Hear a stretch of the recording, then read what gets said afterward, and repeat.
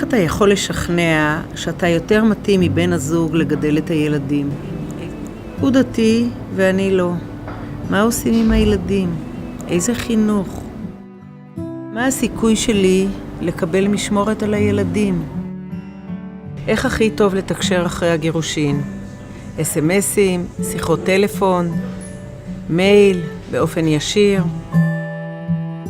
איך נפרדים כבני זוג, אך נשארים מתפקדים כהורים עם הורות משותפת? איזה מתכונת של הסדרי ביקורים הכי טובה? אתם מתגרשים?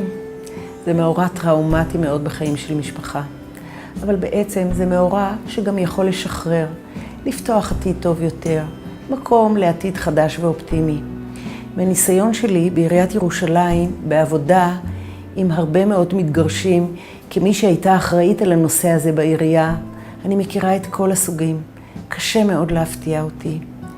ובקליניקה שלי אני מנסה לעזור לכולם להגיע לאיזשהו מצב שיחיו בשלום עם הגירושים האלה, ואפשר.